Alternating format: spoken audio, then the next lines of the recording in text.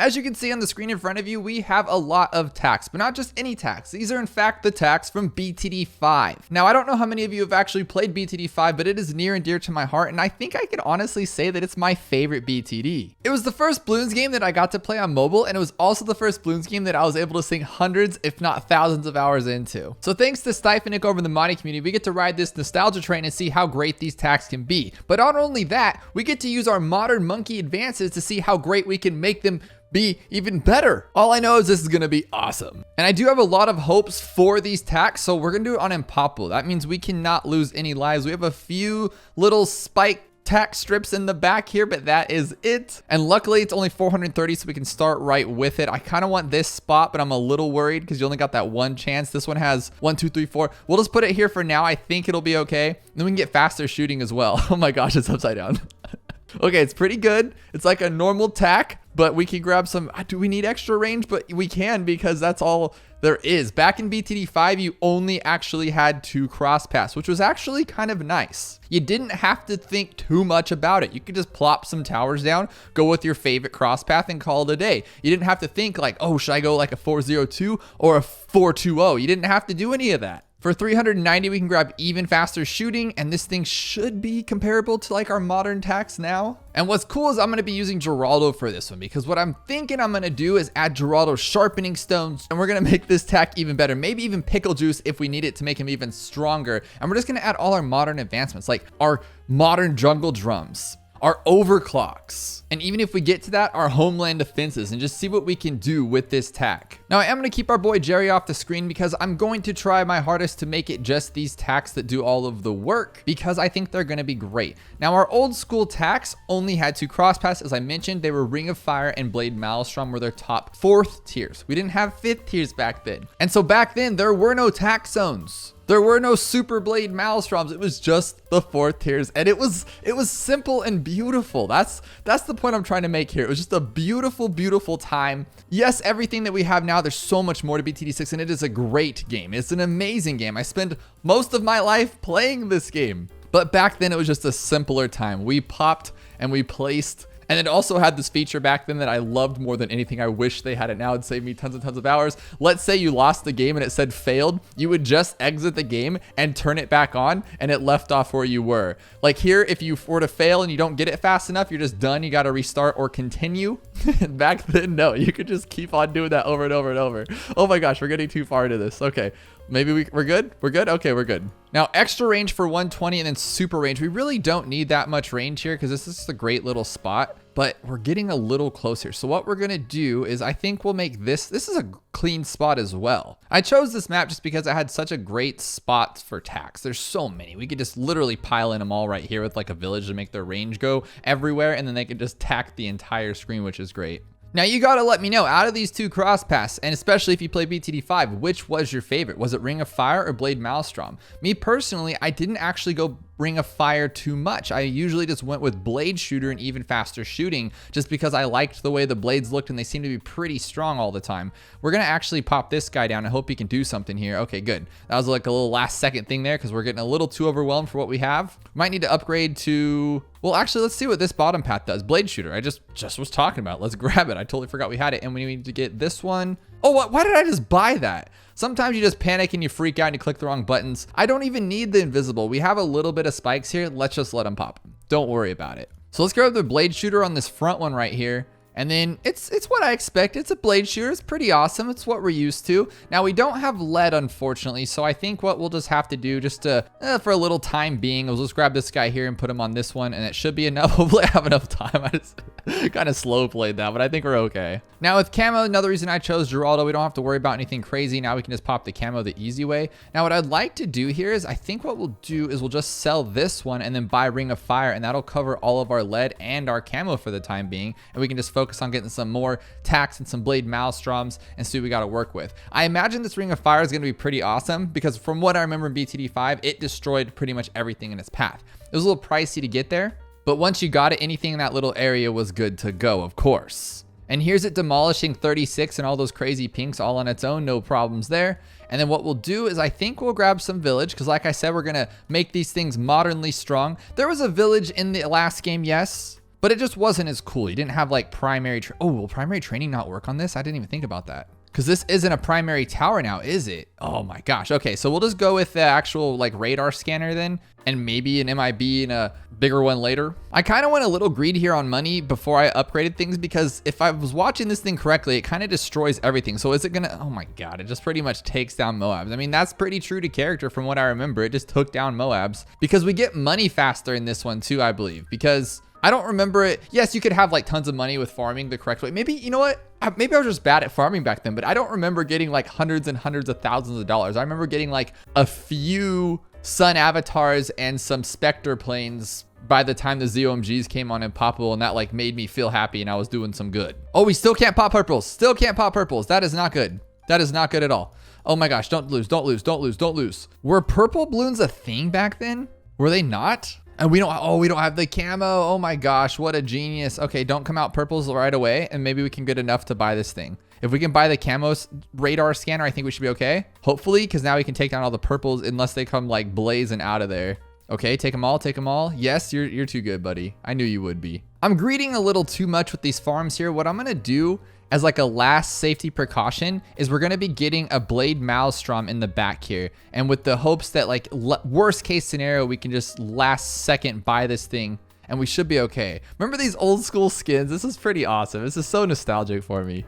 I literally had hundreds, no, probably thousands. I think I have like 4,000 or 5,000 hours now, so I imagine I probably have thousands on BTD5 as well. Like I said, I got very, very far in the game, medaled every single map except for the last ones because they're way too hard for me. And then sure enough, it would just reset the game when you got a new phone. There was no transferring. It was awful. It was heartbreaking. But guess what? I did it again. And I might have even done it a third time and then kind of just like, because it's on my phone currently, like now it saves. But back then it like didn't save. I don't know how that makes sense. Oh my gosh, so do you remember like the secret agents, and then my other thing was the specialty buildings? The specialty buildings in BTD5 are probably my favorite part about the entire game. For instance, you could take a regular dart monkey. It's kind of like our monkey knowledge now, but just like way cooler, because you could go to a dart monkey secret building thing and set it up to where now your dart monkey, each shot pops leads because it's an explosion. So you can start off those harder maps with an explosion dart monkey. It was the greatest thing. Or you could use an ability on your ninja that made 2 ninjas. So you could literally just like kind of solo with a ninja, press the ability, and you have 2 ninjas. Or the engineer was actually good back then, because you know it's little sentries, how they're like okay.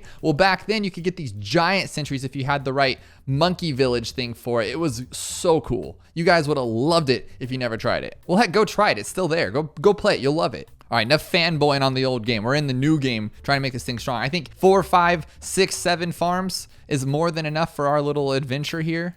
You can't fertilize their farms. Why can't I fertilize them? That makes no sense. All right, I'm gonna see if this thing can take out a BFB on its own. If it can, it's a little busted. Let's be real.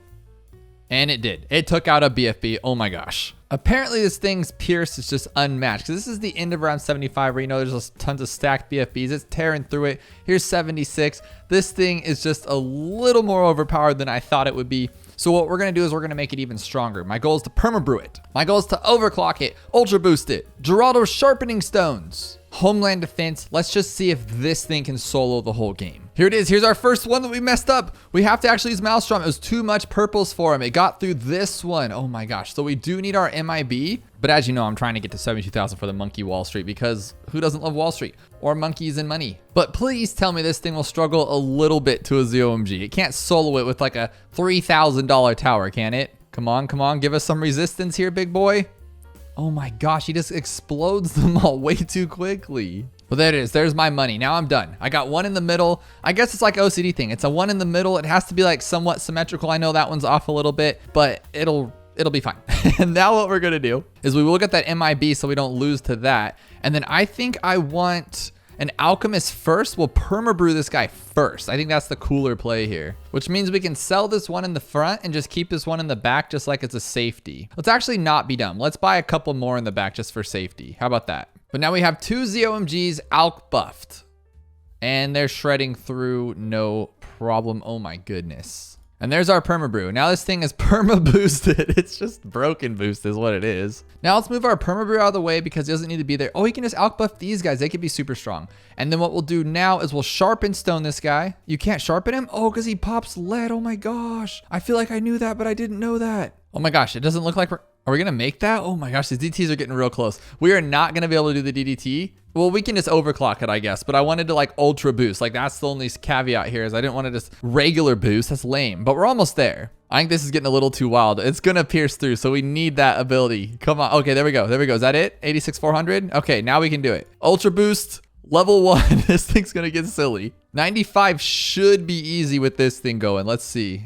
Okay, they're just really fast though. That's the only problem, but he's faster. I don't think there's even any breaks in what he's doing. It's just madness. And let's grab our call to arms and they're almost to our homeland. 98, one of the toughest rounds, just taken out with no problems. These ×7 ultra boost. DDT, okay, those are getting a little farther. I like it. We have our homeland defense though. And then remember, we do have Jerry's little heart, so we can like double homeland defense if we need to. Based on everything we've seen, he should be able to take this thing out with no problems. We're ultra boosted ×8 right now. Do I need to homeland? Oh my gosh, I do. I need to homeland. Oh, that was actually close. Can he go to 200? Now, you know what's crazy is this guy's destroying it all, right? But he's ultra boosted. He has all his little buffs going. He's way too strong for his own good. But this is just a regular little tack. So all we have to do is just get more. Just get more of them and now nobody will get through. It's going to be kind of silly. If we put them everywhere, we should be able to go to the distance with this. We got the big fortified bat on round 140. We should be able to take it. I'm going to homeland anyway just right now. And look it, we got all of these things perma-brute. Everything is just stacked to the moon right now. We should be able to take this guy and we actually will.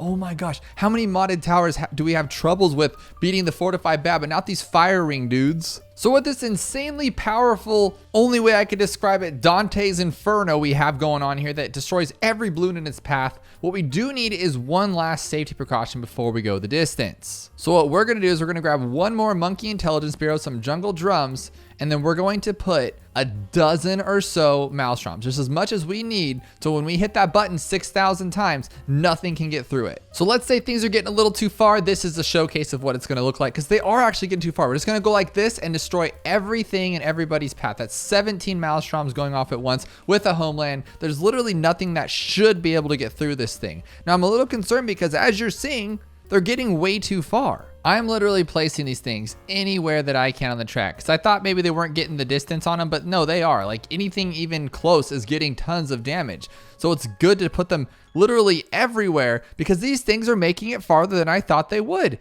These balloons are getting out of hand here. One thing I really like about how he added these towers into this game is just like BTD5. In BTD5, you could stack on top of things. Like you didn't have like a little empty bubble between each tower. You could literally just go on top. It was great for farming. You can square them up perfectly or tacks like this. Oh, but I don't know. We need a homeland. Look how far this regular bat is making it through. That's a little scary because that DDT is going to come flying out of there. Get out of here. Get out of here. Get out of here. Okay, we got him. That was way too close for comfort. It still is too close for comfort. I don't want to jeopardize not making it to 200. So we're going to actually go with Cripple Moab and make these little stronger ones not as strong so we can do our homeland. There we go. That helps out a lot. So we might as well glue everything too, right? To make them even weaker. Yeah, now those bads are getting taken down a lot quicker. Heck yeah, those two actually help out a lot. We're going to make it, guys. And then I'd like one more. Is this a big brain play or a dumb brain play? I want to go like this and then grab this one right here at the end. Just in case like one DDT slips through. So nothing stupid happens, we can just take it out. These bads are starting to make it way too far again. I'm releasing my onslaught. Okay, and I think too, wouldn't it be smarter if we took out this ring of fire, even though it has 5 million damage, such a solid spot. But if we put this guy here instead, wouldn't that just be straight redonkulous? And then heck, we'll grab an embrittlement here too. That should like change this up a game entirely. Oh, and last but not least, sabotage supply lines. Grand saboteurs, we call it nowadays. The BTD5 sabotage supply lines. We're going to knock this thing out. I think that's going to help even out more. Now I have to homeland on 199, which is kind of a bummer, but I think if I time it right, the sabotage will roll over to the next round, right? Let's see if this works out because I want it to roll in that 200. So we should sabotage now. Oh, it took too long. Okay, I think it's still going. Okay, it's still going. That is so awesome. And we'll do this one too. Now it should be super weak. We'll use up all of our abilities. He already has his arm floaties. This is what I'm talking about. Let's juice that one up because it's over there. Homeland. Yes, we took you down, you stupid fortified bad. All right, get this one too. But he's not going to have half health now though, is he? It doesn't matter. He's still too strong. Look at that. Boom. Boom, we went to 200. We are unstoppable with the fire and the ice. Now let's do it. We're going to do it. Oh my God, this is going to be rough. 299, so we can go to 300. 299. This is round 300 right here. Let's do it. Let's homeland. Let's use this ability. Can we take it out? I don't think we're going to be able to beat this one, guys. I think this was a little struggle bus. We do have our glue though. Hopefully that'll help. This is a good way to go out though. Thousands and thousands of tacks. And it didn't work. It didn't work. And if you enjoyed that, then I know you'll like this video where we bring in scribble knots into Bloons TD6. Maxwell and his notebook are here to make whatever tower we want appear.